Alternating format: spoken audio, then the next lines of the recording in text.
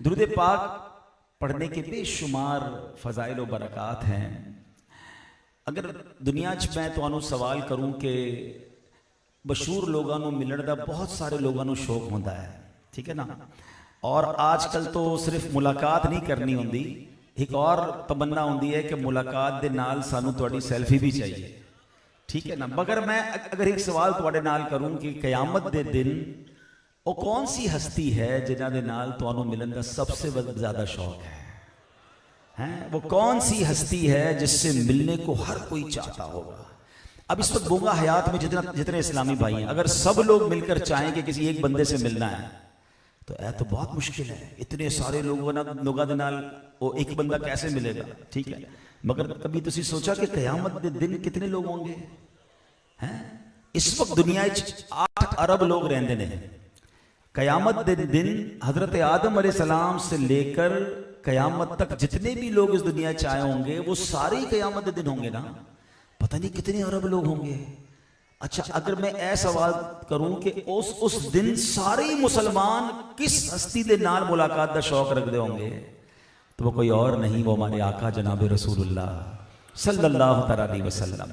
آقا سے جس کی ملاقات ہو جائے, سبحان اللہ, اس کے تو وارے نیارے ہو جائیں گے نا. مگر اربوں لوگوں میں یہ پاسبل کیسے ہوگا؟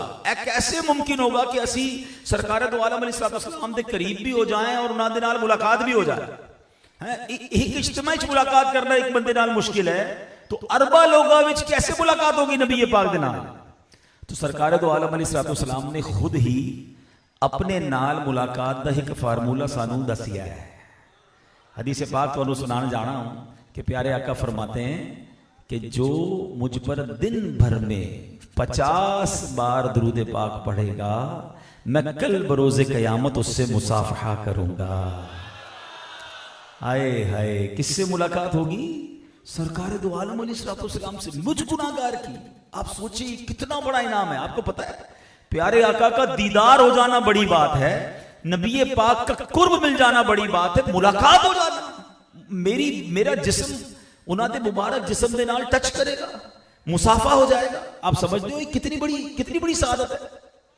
حضرت انس بن مالک سے پوچھئے کہ نبی پاک کسی چیز کو ٹچ کر دیں, پیارے آقا مس کر دیں, وہ کتنی بڑی چیز ہو جاتی ہے. حضرت انس بن مالک رضی اللہ تعالیٰ کے پاس ایک رومال تھا, ایک چادر, دسترخوان. ان کا بڑا عجیب فارمولا تھا. تو کسی کپڑے نو دھونا ہوتا ہے, ماڈرن زمانہ ہے, واشنگ مشین ڈال دینے وہ کپڑا صاف ہو جاتا ہے. حضرت انس بن مالک کے پاس بھی بڑی کمال کی واشنگ مشین تھی. وہ اپنے اس کپڑے کو جو میل دور کرنا ہوتا تھا نا, تو وہ کسی پانی میں یا جناب کسی بالٹی میں نہیں ڈالتے تھے, وہ آگ میں ڈال دیتے تھے. میل جل جاتا تھا. کپڑا سنو کہ جس کپڑے کو حضرت پیارے آقا ٹچ کر دیں اسے دنیا کی آگ نہ جلائے, جس امتی کو ٹچ کر دیں اسے دوزخ کی آگ کیسے جلائے؟ آقا سے ملاقات. تو اب نبی پاک سے ملاقات کتنا آسان فارمولہ ہے کہ سرکار دو عالم علیہ السلام فرماتے ہیں, حدیث پاک کا خلاصہ ہے, جو مجھ پر 50 باری, صرف 50 بار روزانہ درود پاک پڑھ لے, کل بروز قیامت میں اس کے ساتھ مصافحہ کروں گا. اب فضول باتیں کرنے میں پورا دن گزار دیتے ہیں, موبائل فون ہاتھ میں ہو تو گھنٹوں گزار دیتے ہیں, چائے کے ہوٹل پر بیٹھے تو کھڑے ہی نہیں ہوتے. اتنی فضول باتیں کرنے کا ٹائم ہے, اور ٹائم نہیں تو درود پڑھنے کا ٹائم نہیں ہے, ٹائم نہیں تو نماز پڑھنے کا ٹائم نہیں, ٹائم نہیں تو تلاوت کرنے کا ٹائم ہے. کیسی زندگی گزار رہے ہیں ہم؟ حالانکہ اتنے بڑے بڑے انعام ہمارے لیے رکھے گئے ہیں, چھوٹے چھوٹے کام کرنے پر دیکھا جائے تو بڑی ایفرٹ نہیں ہے, تھوڑی سی دیر میں ہم لاکھوں کروڑوں نیکیاں کما سکتے ہیں, مگر ہم اپنا وقت ضائع کیے جا رہے ہیں. یہ ایک سانس قیمتی ہے. یقین کرے جب انسان کا انتقال ہو جائے گا نا, وہ تمنا کرے گا کہ اے اللہ دوبارہ دنیا میں بھیج دے, ایک بار سبحان اللہ کہہ لوں, ایک بار 2 رکعت نماز پڑھ لوں, ایک بار کلمہ پاک پڑھ لوں.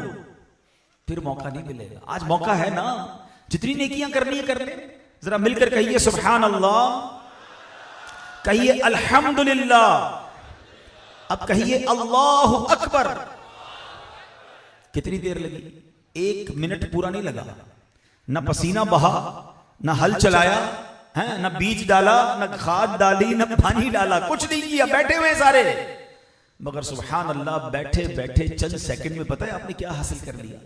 میرے نبی علیہ الصلوۃ والسلام کے سچے وعدے ہیں، جو ایک بار سبحان اللہ کہے جنت میں درخت لگا دیا جاتا ہے، الحمدللہ کہے جنت میں درخت لگ جاتا ہے، اللہ اکبر کہے جنت میں درخت لگ جاتا ہے۔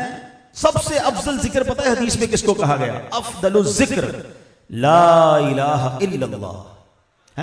مگر ہم کتنے لوگ ہیں جو دل میں کلمہ پڑھتے ہیں؟ اچھا اب میں ایک سوال کروں ہوگا حیات والوں سے کہ کون کون چاہتا ہے مرتے وقت میری زبان پر کلمہ پاک ہو؟ ماشاءاللہ یار، اردو تو سمجھتے ہیں، پھر میں نے اردو بھی بیان ہی کر رہا ہوں، سارے لوگ سمجھتے ہیں، ٹھیک ہے نا؟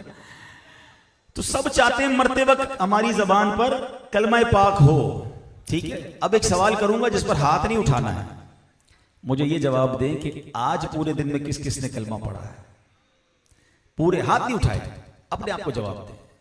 پورے ہفتے میں کس کس نے کتنی بار کلمہ پڑھا ہے؟ پورے مہینے میں کتنی بار کلمہ پڑھا ہے؟ ہمیں مہینوں گزر جاتے ہیں، ہم کلمہ نہیں پڑھتے ہیں۔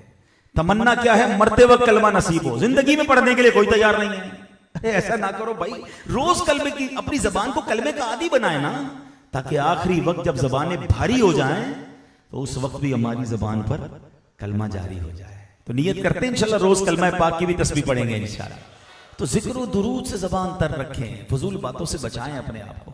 اللہ مجھے بھی کثرت سے درود پاک پڑھنے کی توفیق عطا فرمائے، آپ کو بھی نصیب فرمائے۔ آئیے مل کر محبت کے ساتھ با آواز بلند درود پاک پڑھ لیں۔ صلو علی الحبیب صلی اللہ تعالی علی محمد صلی اللہ علیہ وسلم۔ اچھا جو بھائی سوئچنگ پہ بیٹھے